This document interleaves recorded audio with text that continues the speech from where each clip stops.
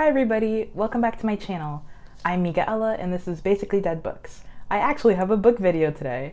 So I'm going to be reviewing You Know I'm No Good by Jessie and Foley. This review will be spoiler free. All of my reviews are spoiler free, and even the ones on my Goodreads, like after I read a book, they're always spoiler free. This is a YA contemporary realistic fiction about a girl and some traumatic events. You Know I'm No Good is about a girl named Mia. She's from Chicago and she is a troubled teen. She does really bad things to herself and others and her body. Her dad and stepmom are kind of over it. They send her away to this sensitivity school, which is sort of a school for at-risk girls. It's not like a prison, but it has sort of like watchful eyes on them at all times, just in case they try to do something. The story picks up when Mia goes to this school, and it's about how she meets the other girls and what kind of like traumatic things bonded them, or why are they all bad and what made them this way. Really interesting concept. I actually started reading this book for my class and we got to meet the author. The author went to my college a long time ago, and so she got to sit down and tell us about the book and why she came up with some things that she did. It was really cool. So let's go into pros and cons. Pros. This book had a very deep, heavy, and realistic storyline. There's a lot of grief, mental illness, sexual assault, just like trauma, generational trauma, stuff like that. And it was really, really well done. It was super realistic to how a teenager would relate to those things and kind of figure out that they went through those things, because sometimes she didn't even know.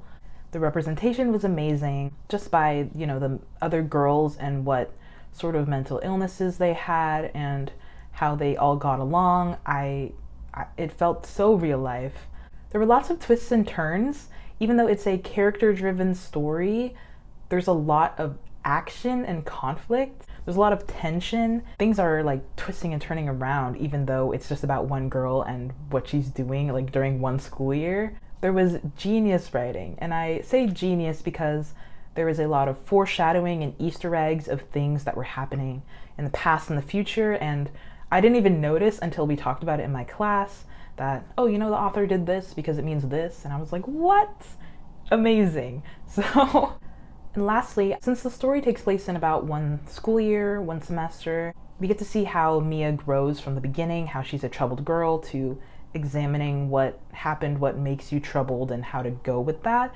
It did a really good job at showing that like healing is not a straight line. With the other girls in the school too, they all had their good days and their bad days, and it was really well done because, you know, I feel like a lot of movies and books show like, oh, I'm better now, and it's not really like that. There's a lot of trial and error, and this book really got that right. I only have one con, but I think it's kind of a big one. I think that the book wrapped up a little bit too quickly. We got to meet Mia and all the other girls from the school, but we never really learned what happened to those girls. Are they good? Are they okay? Are they still in the school? Like, they had like a lot of trauma bonding, and I would like to know if something happened to them. I would also like to see Mia's relationship with her dad and stepmom a little bit better, since they were the people that put her in the school in the first place.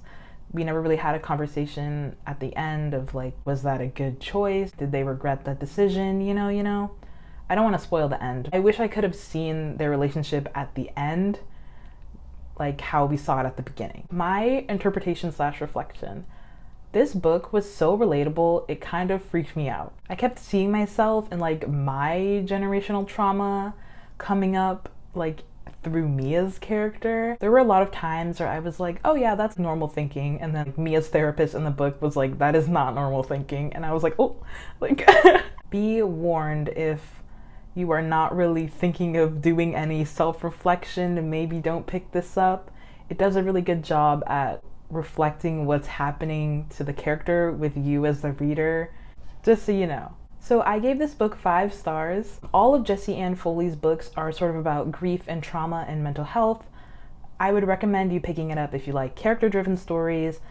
It sort of reminded me of like Aristotle and Dante, a little bit of Eleanor and Park. Oh, a lot of Speak.